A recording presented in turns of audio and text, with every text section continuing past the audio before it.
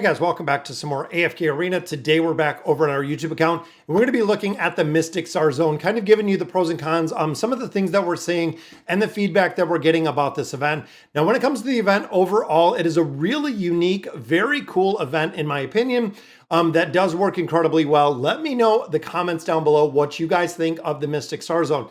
Now, overall, some of the really strong improvements. Number one, the rewards. The rewards are doing incredibly well. You can see we have a ton of chests that are available right here. We are actually ranked number 2 right now. Personal quests are done. Militia quests are done, which means we are getting a lot of different chests in here, which is awesome. This game mode gives you a ton of loot, but the effort has to be there for the loot. But now, looking at the chests themselves, so when it comes to this hero fragment chest, since it gives you 3 every time, I would actually wait till you get 20 of these before you redeem for a hero. Essentially, if you're sharding or get half of a hero, it's not really going to make a big difference until you actually get 60 of these to get a full copy.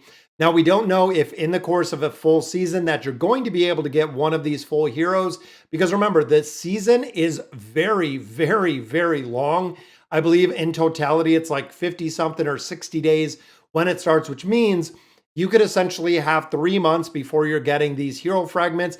You might not even get 60 hero fragments, which means you won't have anything to do with these chests and nothing to do with these shards until you get an opportunity to go into a regular season for the Starzone to complete out some of the heroes.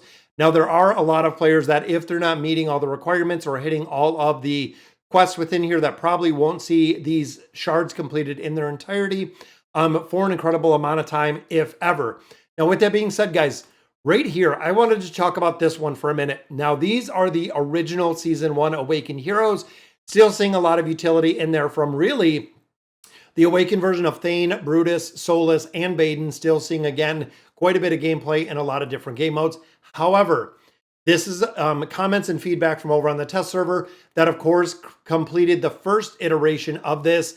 We seen 0. That is right, guys. We seen 0 hero choice chests. So I don't know exactly what the probability for these are, and I don't think it says anywhere what the probability is for this hero choice chest.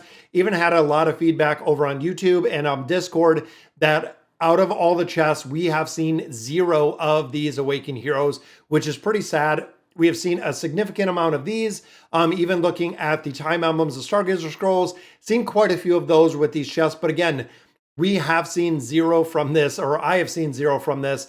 And again, I'm seeing a multitude of players that have said the exact same over on the test server, that they pulled 0 Awakened heroes out of here, which is pretty sad to see, considering it is an opportunity out of those 10 chests. Now, in addition, guys, when you look at these chests, the exact same. We have seen 0. I opened my 120 chests over on the test server, seen 0. A lot of other players, the exact same combat, that I don't know if it's 2%, less than 2%, which I'm assuming way, way, way, way less than 2%. I'm thinking maybe, and again, don't know the probability in here. I don't think there is a probability that it is actually showing, but with 120 chests at 2%, you should get 2 theoretically out of getting 100, which makes me think it's like a 0.001, maybe a 1/100th or a 1/1000th of a percent chance to actually pull that chest, which again, haven't seen any players, haven't seen any screenshots of players that have actually gotten that chest. Now, the other thing with this is the time that you can farm and really the allocation of the assets. So looking right now, guys, I have farmed out all 3 of my hours. Most of this is in 15-minute increments to really go through here and build this out a little bit. Now, with that being said, if you're talking 3 hours, the 15-minute increments, if you hit 15 minutes, you're attacked, you're kicked out. That means you have to log in 12 times every 15 minutes, or 15 minutes one time, 15 minutes one time, 12 times in total to get your maximum 3 hours, or 11, depending on really the variance in there. Now, with that being said, when you look at a lot of the ore in here, even looking at our premium ore, guys, most of these are empty. When I'm literally going through here, this one's empty, this one's empty, this one's empty, this one's empty. So there's not really a big incentive to really push this further. So it seems like these are literally just sitting empty at this point. A lot of players might have went back and forth attacking, but a lot of the nodes, the tier 2s, the tier 3s, are literally just sitting empty with nobody taking it. Now, with that being said, that is the other thing that, again, a lot of players are giving the feedback. Negative feedback is big shout out to the guild guys. But when you look down towards the bottom, there are a lot of players that enrolled for it that have either taken minimal or they haven't taken any at all. They're just inactive at this point within this game mode. So some players have completely maxed it out right here. We've all hit our max. We've all hit that 29K, 28K, depending on how much you went in here and hitting that 3-hour mark. But again, if you have inactive players in this game mode, it can absolutely devastate your militia if nobody's playing. If you're missing, 5, 10, 15, 20 players within here that enrolled into the function, then they never come in here and they never mine the ore, or they just do it once for a 15-minute period, you're going to be missing out on a ton of ore. Now, another thing that I've kind of noticed is when you're going through here, guys, when you do have the opportunity, let's say, to attack a player through one of these nodes, we've been looking here, guys. If I go through and I attack this player's node, I can kick the player out of the node. The player can just take another node. It's literally that easy. So if I go in here and you know what, let's look here at Tref Blanc. But going through here and again, kicking someone out of the node doesn't really make a difference, because looking around this map, you can see there is a ton of empty nodes. Then, of course, anyone like both of these that are owned by the guild that is ahead of us are under shields. Even if I go in here and I attack this player, once the shield ends in 9 minutes, I kick them out of here. They have 15 other premium ores that they can go ahead and farm. So as long as players within this game mode are active, you're going to get the nodes and you're going to be able to play. Really, this boils down to this entire event is the activity of the players, period. That is what it comes down to. If we had every single hero that was active and they were taking tier 2s or tier 3s, we would be significantly further along, even thinking of the 5 to 7 players that are active, but then the probably 20 that haven't maximized the 3-hour farming of the ore just because of time constraints. You could really go through here.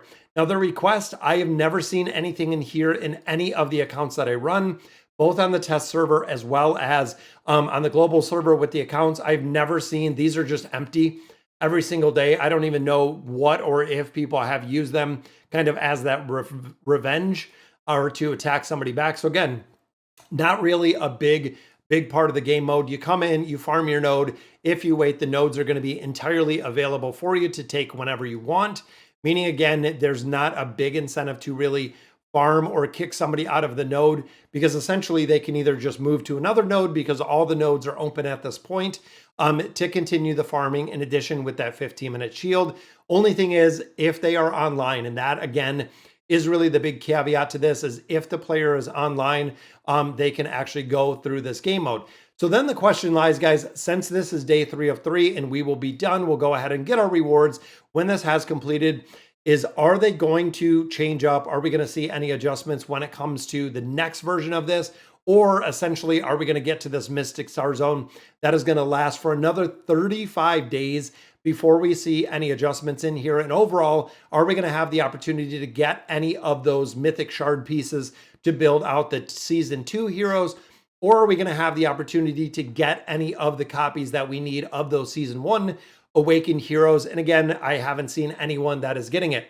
So again, guys, that'll do it for the Starzone. Overall, the game mode, very, very strong, but does require a little bit of a time constraint, I guess. So what I do personally is I hop in the game.